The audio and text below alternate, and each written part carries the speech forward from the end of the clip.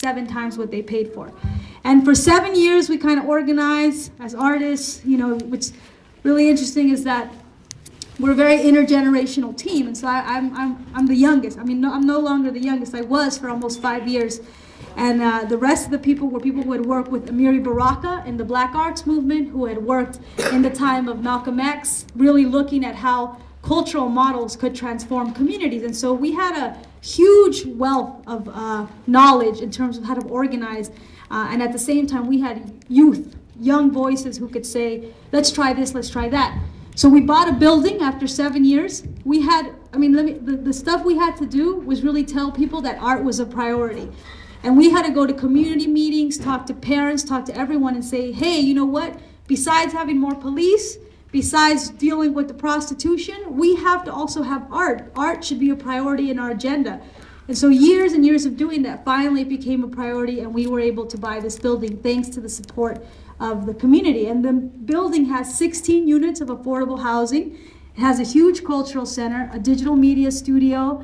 It has a graffiti art studio, a library, and then it has 2 units for commercial units. One of those is a bilingual daycare for kids 0 through 5, and then the other one is where I run my business out of, which is a technology business. All our rents combined from the housing and from the commercial spaces make it so that the cultural center is rent-free. And I really want to stress that, because when a cultural center has to make money, it means they have to rely on ticket sales. And do you know how hard it is to get a low-income community to buy tickets to a cultural event? We have to totally transform that paradigm, because people rather spend money, unfortunately, on rims and nice cars and nice TV than art and culture. And so that's something we have to work on for the long term.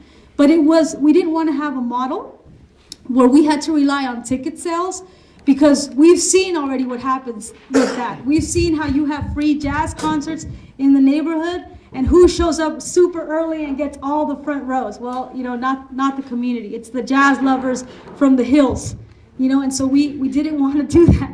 We had to be really strategic in not doing that. And so this is a map of the space. So the fact that it's rent-free is really important. And it also means we can have free programming for youth. And so we tackle issues in the cultural center. We have community town hall meetings on everything from what happened recently in Oakland, California, which is where a young man on New Year's Day, Oscar Grant, was shot in the back while he was being held down by an officer, just total murder, to talking about Hawaiian native lands and fighting in the United States, fighting for native lands, to looking at ethnic studies. We have an ethnic studies institute where we say, how do we fight the people at the state level developing curriculum so that we could see ourselves reflected in the curriculum. And so there's a variety kind of programming of what we do. And this is actually me standing in front of my office at the Cultural Center. And so I'll kind of talk really quickly about the design firm I do, because this is also how we get into the local being national, right? Local is global.